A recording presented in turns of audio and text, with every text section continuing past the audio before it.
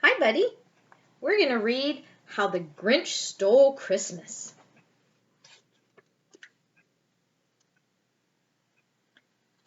Every Who down in Whoville liked Christmas a lot. But the Grinch, who lived just north of Whoville, did not. The Grinch hated Christmas, the whole Christmas season. Now please don't ask why, no one quite knows the reason. It could be his head wasn't screwed on just right. It could be, perhaps, that his shoes were too tight. But I think that the most likely reason of all may have been that his heart was 2 sizes too small.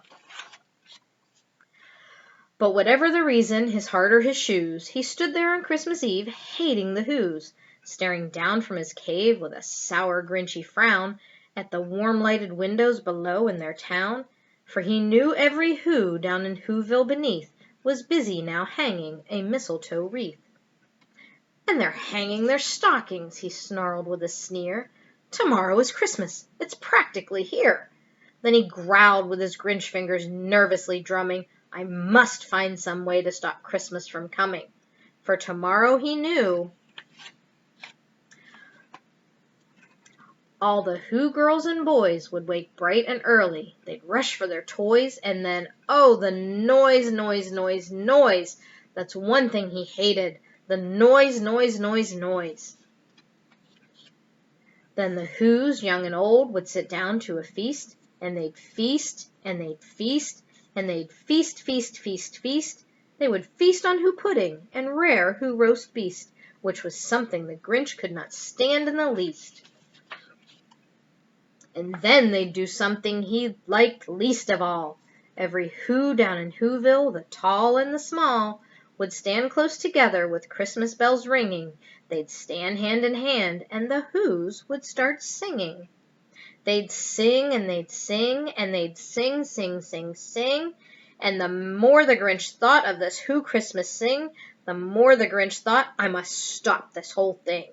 Why, for 53 years I've put up with it now. I must stop this Christmas from coming. But how?" Then he got an idea, an awful idea. The Grinch got a wonderful, awful idea. "I know just what to do," the Grinch said in his throat, and he made a quick Santa Claus hat and a coat. And he chuckled and clucked, "What a great Grinchy trick! With this coat and this hat, I look just like Saint Nick. All I need is a reindeer." The Grinch looked around, but since reindeer are scarce, there was none to be found. Did that stop the old Grinch? No. The Grinch simply said, "If I can't find a reindeer, I'll make one instead." So he called his dog Max, and he took some red thread, and he tied a big horn on the top of his head. Then he loaded some bags and some old empty sacks on a ramshackle sleigh, and he hitched up old Max.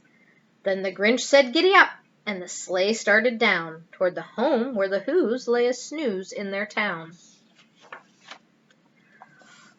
All their windows were dark, quiet snow filled the air. All the Whos were all dreaming sweet dreams without care. When he came to the first little house on the square, "This is stop number 1, the old Grinchy Claus hissed, and he climbed to the roof, empty bags in his fist. Then he slid down the chimney, a rather tight pinch, but if Santa could do it, then so could the Grinch. He got stuck only once, for a moment or two. Then he stuck his head out of the fireplace flue, where the little Who stockings all hung in a row. "These stockings," he grinned, "are the first things to go."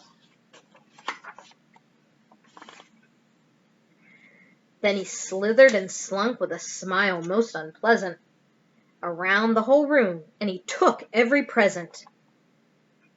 Pop guns and bicycles, roller skates, drums, checkerboards, tricycles, popcorn and plums, and he stuffed them in bags. Then the Grinch very nimbly stuffed all of the bags, one by one, up the chimney.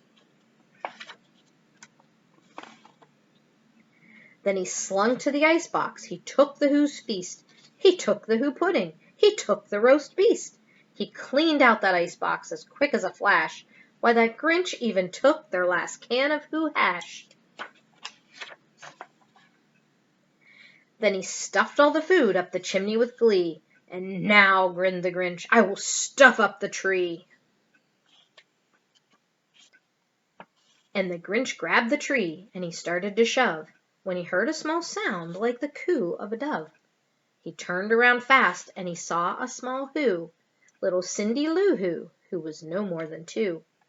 The Grinch had been caught by this tiny Who daughter, who'd got out of bed for a cup of cold water.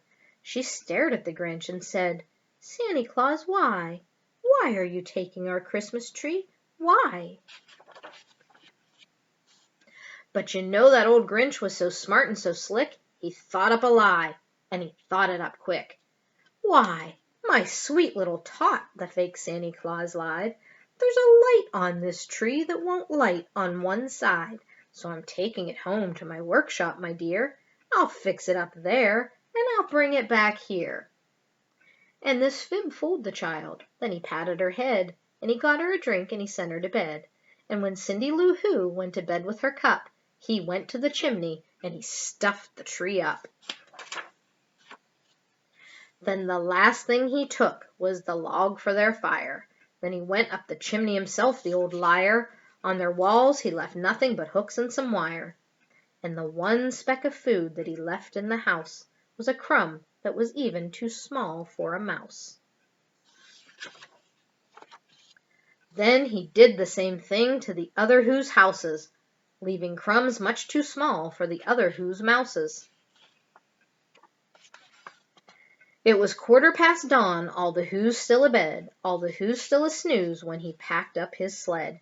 Packed it up with their presents, the ribbons, the wrappings, the tags and the tinsel, the trimmings, the trappings. 3,000 feet up the side of Mount Crumpet, he rode with his load to the tip-top to dump it. "Pooh-pooh to the Who's," he was grinchiously humming, "they're finding out now that no Christmas is coming. They're just waking up. I know just what they'll do. Their mouths will hang open a minute or two.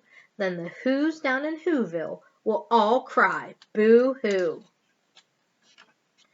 "That is a noise," grinned the Grinch, "that I simply must hear." So he paused, and the Grinch put his hand to his ear. And he did hear a sound rising over the snow. It started in low, then it started to grow. But the sound wasn't sad. Why, this sounded merry. It couldn't be so, but it was merry, very. He stared down at Whoville. The Grinch popped his eyes. Then he shook. What he saw was a shocking surprise. Every Who down in Whoville, the tall and the small, were singing without any presents at all.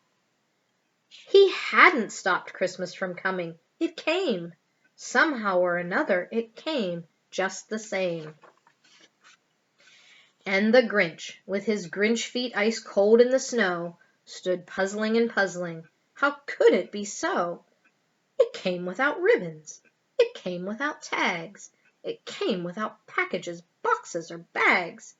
And he puzzled 3 hours till his puzzler was sore. Then the Grinch thought of something he hadn't before. Maybe Christmas, he thought, doesn't come from a store. Maybe Christmas, perhaps, means a little bit more. And what happened then? Well, in Whoville they say that the Grinch's small heart grew 3 sizes that day. And the minute his heart didn't feel quite so tight, he whizzed with his load through the bright morning light, and he brought back the toys and the food for the feast, and he himself, the Grinch, carved the roast beast. The end. Bye, buddy. Grammy loves you. Mwah.